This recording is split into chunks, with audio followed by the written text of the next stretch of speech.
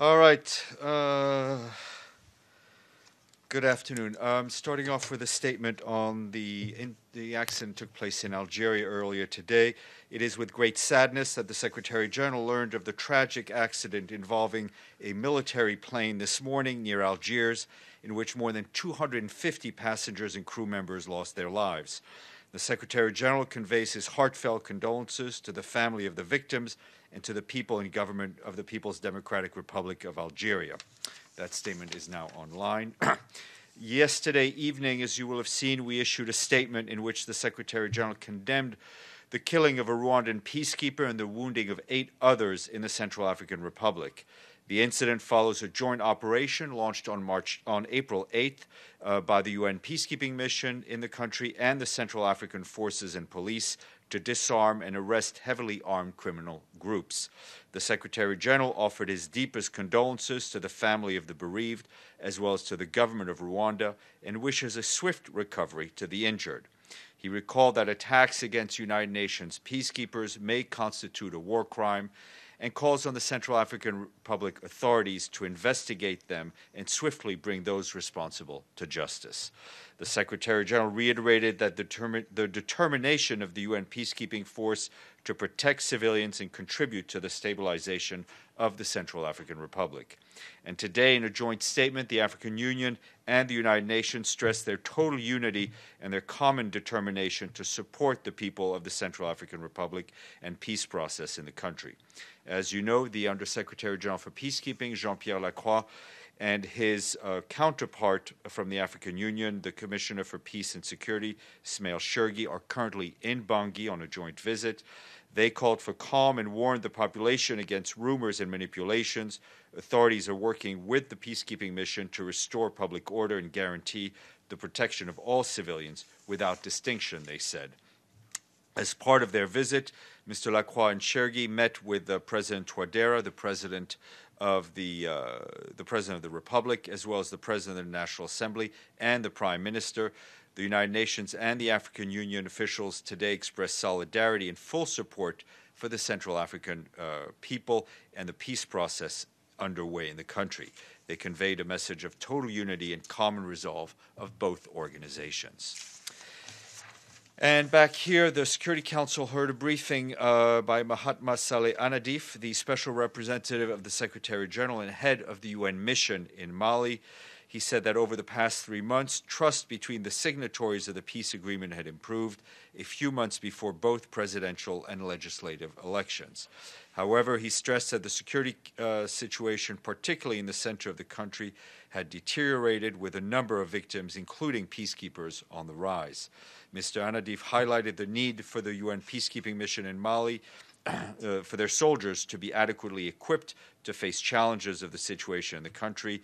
He will brief you this afternoon in this room at 3 p.m.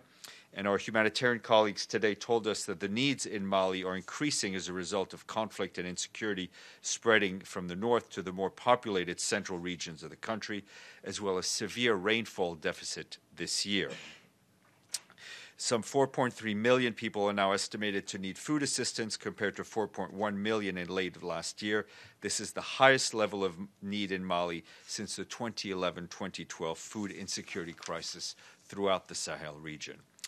Turning to Syria, earlier today, close to 4,000 people, more than half of them women and children, left the besieged town of Douma for Al-Bab city in rural Aleppo governorate. An earlier convoy from Douma carrying 4,395 people, mostly civilians and some fighters, arrived in rural Aleppo governorate yesterday, from where they were directed to the Al-Bil internally displaced persons camp east of Azaz. In eastern Ghouta, some 150,000 people are estimated to have left the enclave since March 9th. Of the 91,000 people who have arrived in IDP sites in rural Damascus, about half remain in the sites as of April 11th. In addition, more than 58,000 people, the majority of them civilians, were evacuated to northwestern Syria in recent weeks. We once more underscore that the evacuation of civilians must be safe, voluntary, and in strict accordance with protection standards under international humanitarian and human rights law. It's also imperative that all those displaced are allowed to return voluntarily in safety and dignity to their homes as soon as the situation allows it. Meanwhile, we continue to be alarmed by reports of increased violence in Idlib. On April 10th, local sources reported that several people were killed and injured by shelling on Jish al-Shugur town. The UN calls on all parties to the conflict and those with influence over them to protect civilians and civilian infrastructure, to ensure freedom of movement and allow safe, sustained, and unhindered access by all humanitarian parties. Turning to Gaza, our colleagues at OCHA tell us that in the last 24 to 48 hours, the largest UN medical shipment to have entered Gaza since the beginning of the year has provided hospitals there with essential life-saving drugs and other supplies to meet urgent medical needs. It will help respond to the needs of 100,000 children and mothers in Gaza. So far, $3 million of the $27 million needed for emergency health support in the occupied Palestinian territory has been received. And a new report released today by UNHCR says that while the number of migrants trying to reach Europe has decreased in recent months, their journeys have become increasingly dangerous. The Desperate Journeys report found that during the first 3 months of this year, there was a 74% drop in the number of people arriving by sea to Italy. However, the death rate increased drastically, with one in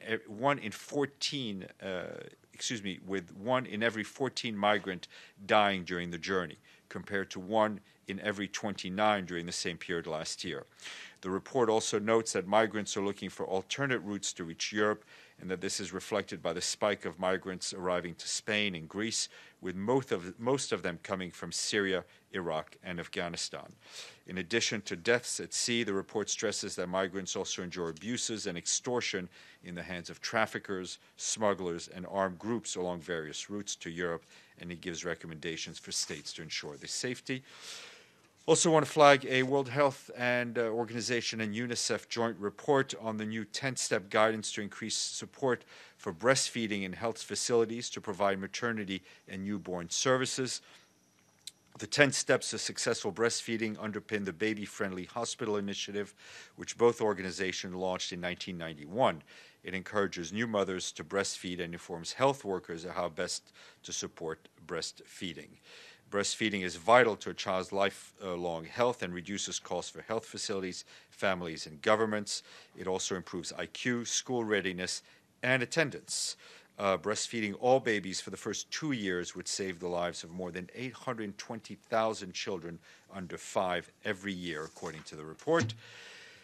Lastly, press briefings. I will be joined in just a few minutes by the head of the Counterterrorism Executive Directorate. And tomorrow at 11 o'clock, there will be a briefing here on the launch of the Amnesty International's annual report on death sentences and executions for 2017. This briefing is sponsored by the Permanent Mission of Chile to the UN. And my guest at noon will be Jean Todt, the Special Envoy of the Secretary General on Road Safety. There's a General Assembly meeting going on right now on this issue. And lastly, don't forget at 3 o'clock this afternoon, Mr. Hanadif will speak to you on Mali. Ali. Thank you, Steph. There has been some calls for the Secretary General to step in regarding preserving the safeguards of the on the use of the chemical weapons after the failure of the Security Council. Is the SG thinking about stepping in? This is one question. My other question is on the latest attacks on Saudi Arabia from the Houthis by missiles. Thank you. We continue to condemn all violence in Yemen, including the firing, which is often indiscriminate firing of missiles from Yemen to Saudi Arabia. And that's a principal position which stands. I think the Secretary General was very clear yesterday in his call for unity in the Security Council to come up with the right kind of mechanism which could ensure accountability. As I said yesterday, we have half of the issue. We have a fact-finding mission led by the OPCW, which is going starting to do its work. We hope they will arrive in Syria soon, but that doesn't solve the accountability problem. It doesn't solve the issue of basically saying who may be responsible for these attacks, so they can be held accountable. The Secretary General, his staff continue to have contacts at various levels on this issue. Mr. Abadi. I will come back to you, Mr. Abadi. Thank you, Stéphane. Yesterday I asked two questions. One on the meeting. Did I not answer them? You answered, but none of them are reflected in the transcript, and I would like to know why. I will check. Our transcripts are usually pretty precise, but I will check. Errol. Yes, thank you, Especially if I answered them, I would want them in there. Just to follow up on Ali's question, does that mean, on your answer actually, does that mean that the Secretary General would support any kind of military action against the Syrian government or Syrian regime? That's not at all what I said. Actually, you said you are supporting those who are responsible, and there are a lot of talks. No. Okay. What I said was that the Secretary General is very keen on seeing the unity of the Security Council to ensure that the Council comes up with a mechanism that ensures accountability. We had such a mechanism, right? The Joint Investigative Mechanism. The mandate of that mechanism lapsed. There needs to be a mechanism through which accountability can be served, and that's where we stand. What is considered for the Secretary General to step in more than what he's involved? Every constituent part of the international community has its responsibility. The Security Council has a responsibility, it has an authority, and the Secretary General is very keen on seeing unity of the Council. We have seen what unity on the Council in the past on Syria, and it has led to critical movements. We need to see that unity again. Mr. Klein, yes, you may. Okay, thank you. Years ago, Secretary General Kofi Annan took it upon himself to declare the U.S. intervention in Iraq without Security Council authorization illegal. The Secretary, yes, I was there. Would Secretary General Guterres consider Security Council authorization for any military strike as a reprisal for the reported chemical attack by Syria to be required? We deal with a lot of things here, and we try not to deal in hypotheticals. There have been strikes in the past. You can refer you to what we've said. What we've said in those in those times, but I'm not going to, that's an academic hypothetical. No, it's not academic in light of this morning's tweets by President Trump. To me, it's things that have not yet happened. I will not comment on. Yes, ma'am. Thank you, Stéphane. I guess that would be a follow-up question. I was wondering if the SG is concerned about the increasing tension between the U.S. and Russia over President Trump's tweets on the alleged use of chemical attacks. The Secretary General is first and foremost concerned about the fate of the civilian population in Syria. He is concerned about the lack of political progress that can bring peace and solace to the people of Syria. He would like to see the Security Council and the international community united in finding a political solution to the current conflict in Syria. Yes. Also on Syria, the tweets threatened military action in Syria, and Russia had warned of retaliation. Is the Secretary General doing anything to help prevent a confrontation between the two powers? As I said, the Secretary General and his staff have been in contact with various parties at various levels. Mr. Avni. You were saying before on accountability, you mentioned the international community. There's a initiative by President Macron of France to have accountability for chemical attacks, specifically in WMDs, which incorporates many members, but not necessarily all UN members, certainly not, say, Russia. And there's contemplation to go to that forum rather than the Security Council. Are you concerned that the center of gravity goes away from the UN, Look, to it's other not about forums? whether others go to other places. What is clear is that there's a charter for this organization that all 193 members have signed on to the charter. The Security Council has responsibilities. Unity of the Council is critical in protecting peace and ensuring stability. Critical but doesn't exist. So, I mean, what happens when you have, like, in this case, 12 I'm not vetoes? going into what happens when questions. But another question on another topic, Libya. There are reports that Haftar has been hospitalized in I hadn't seen those Paris. reports. I will check as much as I can check who's in the hospital. Yes, sir. Bonjour, monsieur. Deepak Arora from the Tribune Online. If you see in the past 48 hours, the developments at South China Sea, the situation is deteriorating. So would you like to comment on that? How do you prevent... I don't have any comment off the top of my head on South China Sea at this point. Yes, sir. Thank you, Mr. Stephen.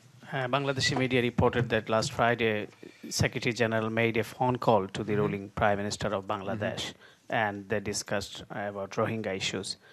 Does Secretary General discussed anything about current political situation of Bangladesh, as the main opposition leader is in jail and she is struggling for democracy and voting I think rights? we've expressed our concern about the current political situation, the political space in Bangladesh. The Secretary General did have that phone call. It did focus on the Rohingyas, and again, I think the Secretary General thanked the people of Bangladesh and its government for hosting hundreds of thousands of people. There is a concern as the monsoon season approaches that the shelter and the camps that they have may not be adequate, and there's an effort by the international community with the support of Bangladesh to ensure that safer shelter is found. Masood. Yeah, thank you, Stéphane. On this repatriation of Rohingya Muslims from Bangladesh back to Myanmar, and their reluctance to go back because of these security conditions over there. Do you have anything that United Nations has since the visit of the Myanmar minister over there? No, nothing. I mean, we've seen the reports. Our position is unchanged, that any return of refugees needs to be voluntary. It needs to be dignified. They need to be able to choose to go home to where they came from, not into any other place that they're forced to go into. That's a position of principle that is unchanged. Mr. Abadi, then regard, I just wanted to ask, in that regard, has the United Nations talked to the Myanmar authorities about giving the Muslims statehood, which they have been denied forever? Our position has been for the government to implement the conclusions of the Annan Commission. Mr. Abadi, then Ali, and then Richard. Thank you, Stéphane. Mr. Stewart, Colin Stewart, is seeing the Secretary General this afternoon. What is the subject matter? Western Sahara. What in Western Sahara? He is the head of the mission. It's only normal that they periodically see each other, as the Secretary General periodically sees the head of all the field missions. Ali. Steph, just back to Syria. Is the SG raising during his contacts with the various leaders or whoever the legality of any potential strike against the Syrian I'm not going into the details of the conversations the Secretary General or any other UN official may have in speaking to the various parties. Our overall concerns are well known, and I've elaborated them already. Richard. Two Roth. quickies. You may have said this, and it has been busy the last few days. Is the Secretary General back in New York, or if not, yes, when is he he's getting back. back? He's landed landed all late. week? He landed late last night from China, and he is on his way into the office, I think, as we speak. Will he be here all week? Yes, I'll be here all week. How about yes. him? Yes, he Yeah. won't be. He won't be here all week. We do have travel. Sorry. All right. And has the Secretary General had any conversations with John Bolton yet? Would we be told if that not that happened? not since. I don't think any since Mr. Bolton assumed his official responsibilities. As I said, the Secretary General was in China and has been in transit, but I'm not aware of any conversations that have taken place. And in the past? In past lives, yes, they've met before. Yeah. When he was High Commissioner for Refugees. Mark Zuckerberg acknowledged yesterday the role that Facebook had played in the hate speech with the genocide of the Rohingyas in Myanmar. I wonder if the UN has any thoughts about that and what can be done. Look, the issue of hate speech is one that we have repeatedly condemned. That being said, we have been, should we say, for a few years now on a new frontier involving communications and social media, how these platforms that bring a lot of positive things. If somebody could answer that phone, that would be great. Oh, sorry. Sorry, it gives me time to think. Okay, there we go. What was I saying? You know, we've been for a few years on a new frontier, and I think these are issues Secretary General's addressed in the past at the Web Summit in Lisbon, and I think it is one of these issues where the UN, and I don't mean about hate speech and social media, but just in general about the cyber world, that the UN could be a platform to bring not only member states, but all stakeholders, technology companies, users, to discuss all these new challenges that we face, where it's sometimes often government and even international institutions are not in a position to really tackle them because they are issues that are so new to us. Some people is calling it the Radio Rwanda of that genocide. No, and it's it is hate speech has used platforms before, whether it's radio, whether it's newspapers. I mean, like you said, we've seen it in Rwanda. We've seen it in the run-up to the Holocaust. Communications tools have often been used to spew hate speech. So that's, in a sense, it's tragic, but it's not new into itself. But the proliferation of social media and a lot of issues around the cyber world has brought a lot of great things, but also brought new challenges that need to be tackled. Mr. Klein. Okay. I'll be here all week, Richard. Yeah. I'm going to try my previous question in a different way, so there will not be a hypothetical.